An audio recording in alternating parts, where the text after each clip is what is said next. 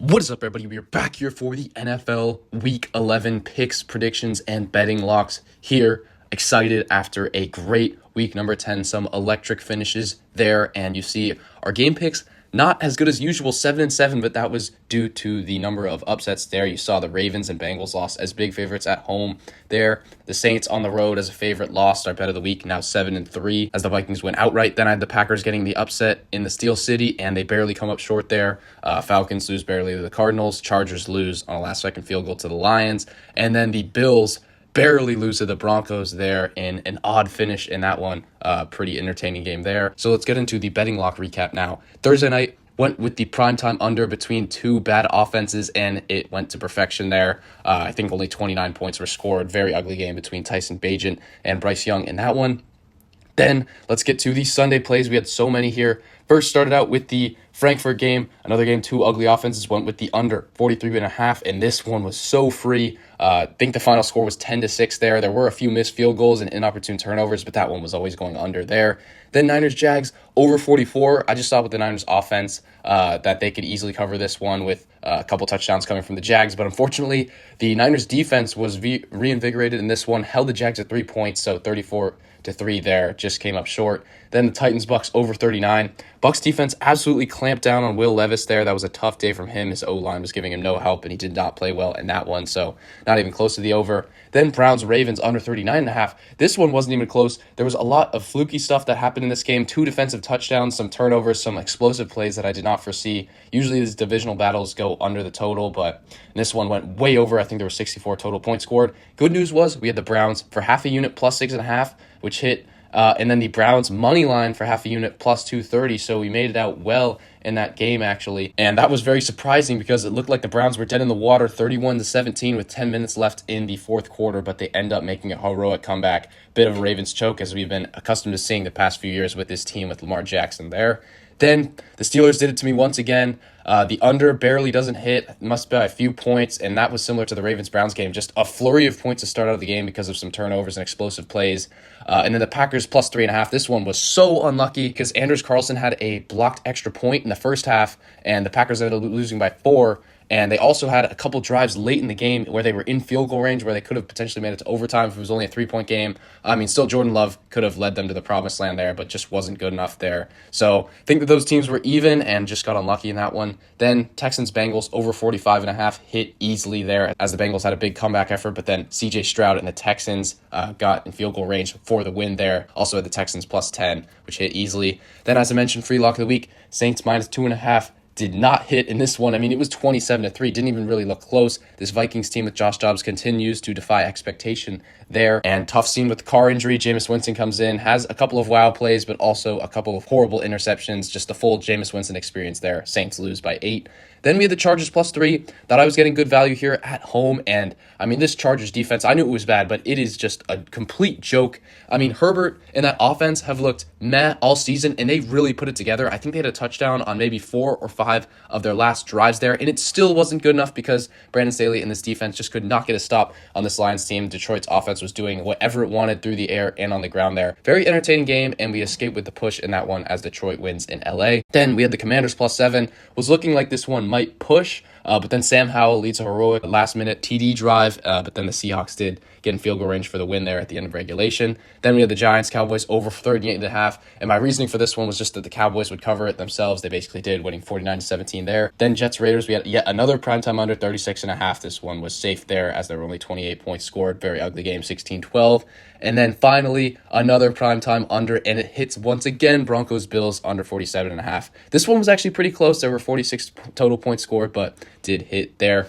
So overall in the betting locks, up 3.1 units on the week. Pretty good there. We were 4-0 in the standalone games if you include that Frankfurt one. Had unders in all 4 of them, and it hit. Rough morning slate there on Sunday, but other than that, we were pretty good. Reminder to check out the Betting Picks Discord, link in the description there. I've got some comments on these videos asking where the picks are. We only give out 1 free pick on these YouTube videos, so check out the Discord, link in the description to get all of the picks there. Give us a DM, and we will give you some info on that. With that being said, up 12.5 units on the year, just about where we want to be here. Game picks at 102 and 48, still hitting at 68% there. So now let's get into week number 11 here, and we have a great Thursday night matchup. This might be one of the best Thursday night matchups of the year. Bengals at the Ravens here, and if the Ravens win this one, the Bengals are pretty much locked out of winning the AFC North here, as the Ravens won in Cincinnati earlier this year. But with that being said, give me Cincinnati to come in here on the short week and get the upset. Both teams looking very desperate after the upset losses at home last week, and I think that the Bengals and Joe Burrow will just be more poised in this one. They are dealing with a bit of injuries, but they showed me a lot in those last few minutes. Don't know what they were doing the entire second and third quarter when the offense didn't score at all, but they got it going at the end. They did get a clutch interception on CJ Stroud as well. And the Ravens, I just think, are in shambles after that complete collapse. And this is a team that they are good when they're up a lot, but when things start to go wrong, Lamar Jackson and this offense isn't great, and the defense sort of crumbles there. So I just think that the Bengals are the more proven team, and I think that the Bengals will get the upset there. Then we get to the Cowboys at the Panthers here. Give me the Cowboys in a rout in that one. You see this Cowboys team against horrible teams, and they just win by 30 or 40 points. Expect that there. We'll see how Bryce Young looks against this Cowboys defense. I am interested in that. Can he make it close? But just know this Cowboys offense will put up at least 40 points there. So give me Dallas. Then we've got another AFC North divisional battle. Steelers at the Browns, and I think the Browns get revenge. Remember, they lost that Week 2 game on Monday Night Football. Very ugly game in that one, and I just think that they get right at home here. I just think that they're a better team. Both of these teams have been getting pretty lucky early on. I think that their records are a bit inflated, but give me Cleveland here. I think especially as Deshaun Watson plays a little bit better, as you saw at the end of that fourth quarter there against Baltimore. I think that this Browns team's ceiling is very high, so give me them to win over Kenny Pickett and the Steelers there. Then we get to the NFC North divisional battle. Lions at home here against the Bears. I've heard rumblings that Justin Fields will return in this one. Doesn't matter for me. The Lions 7-2 against these bad teams. They come out to perform very strongly. Jared Goff in this offense with David Montgomery, Jahmyr Gibbs on the ground. I mean, they just look unstoppable there. They're putting up at least 30 points in this one, and I just don't see it from this Bears team, so give me the Lions at home there. Then we get to matchup of two teams desperately needing a win, Chargers at the Packers here. Give me the Chargers in this one, although, I mean, just would not shock me if the Chargers found a way to lose this game at this point, but the Packers are just so bad. Jordan Love just can't get it done at this point. He will have a shot against this horrible Chargers defense, so we'll see how that goes. But give me the Chargers to win there on the road. I think they're the more talented team. Then we get to a sneaky good matchup, Cardinals at Texans here, and give me the upset, Cardinals to win. I just think that this team is playing with new energy with Kyler Murray in the lineup here. Do not let that record fool you. They are a much better team than that, and they showed it last week with that upset win against Atlanta there. I think Houston is riding a little too high. Remember, this team did lose to the Carolina Panthers a few weeks ago. I think CJ Stroud will play pretty well in that one. I think it'll be a bit of a shootout, but Kyler gets his way, and the Cardinals win on the road there. Then we get to divisional battle in the AFC South. Jags and the Titans. Both teams need a bounce-back performance here. Give me the Jags to win. At home, they were just completely embarrassed by the Niners, and the offense hasn't looked great all year. Lawrence, we were kind of expecting him to take off as a star in the league, but just really hasn't happened here. I think that he can do decently against this Titans defense, and just think that the Will Levis struggles will continue there against the Jags defense, who needs to get right after they were pounded by Brock Purdy and the Niners there. So give me the Jags to win, although I think it might be close in that one. Then we get to an exciting matchup here. Raiders now 5-5, new life under interim coach Antonio Pierce at the Dolphins, who are 6-3 coming off of the bye here. Dolphins need a win to get right. They lost a couple weeks ago to the Chiefs there, uninspiring performance. And I think that this one will be pretty close. I'm looking forward to seeing how this Raiders defense deals with this Dolphins offense, because that will really determine the game. And that one, if they can slow down Tyreek Hill and Jalen Waddle through the air, they will have a chance here, maybe force a couple of Tua picks. But ultimately, I think that the Dolphins at home here, more talented team, and they will get it done there. Then we get to a very unappealing NFC East battle here. Give me the Commanders to win in a rout here. Remember that just a few weeks ago, this Giants team did knock off the Commanders in New York there, but this is a completely different Giants team at this point. So many more injuries, starting Tommy DeVito here. He did play well near the end of that game, but they were already losing by 30, 40 points in that one. I think this Commanders team still has things to play for. Sam Howell has been good, so expect the Commanders to win by 20 plus in that one. Then we get to our lock of the week, which is the Bucks at the Niners here. And in this one, give us the Niners minus 10.5. Do not like laying a big number like this one, but I just think that it is mandatory in this spot because you've seen the Bucks against good and bad teams this year. They're a completely different team. You saw at home earlier this season when they played the Lions and the Eagles, and the offense just was skunked in those games, and especially with this Niners defense playing as it did in Jacksonville last week.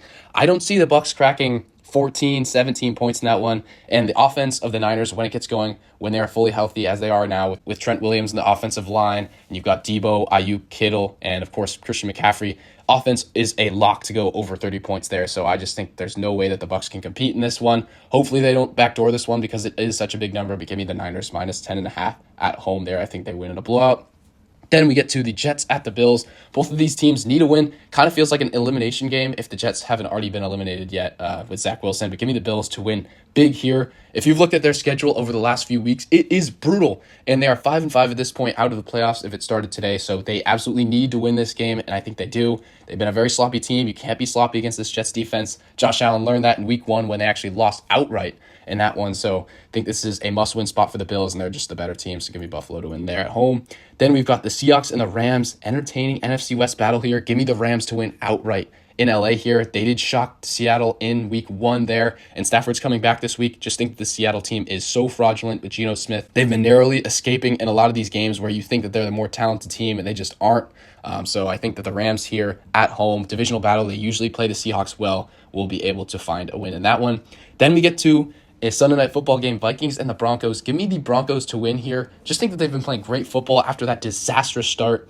I believe in Sean Payton as a head coach here. And this Vikings story, I mean, I've been fading it so much here, especially with Josh Dobbs. They have a 5-game winning streak going, but I just do not believe in it long term here. If they play like they have the past 2 weeks, they will win this game, but I just do not believe in Josh Dobbs in the long term as this Minnesota starter here. So give me the Broncos to win there. Russell Wilson been returning to his Seattle form, and I think the defense has been getting right as well. I think it'll be very close, but give me the Broncos to win at home there. And that brings us to the Monday night football matchup here, and this will be a great one. Super Bowl rematch, potentially the game of the year on paper thus far between the 8-1 Eagles and 7-2 Chiefs. In this one, I'll take Kansas City to defend their home field narrowly, although I could see either team winning this one in a high-scoring affair there. I just trust Andy Reid coming off of the bye. He's been great doing that, scripting plays off of the bye, as the case in this situation. I think the Chiefs defense has been very good this season. Hurts potentially getting healthy off of the bye, but I still think that knee will be a lingering issue in this one. And I do not think that A.J. Brown and Devontae Smith will have big days through the air, so they're going to have to get it done on the ground here.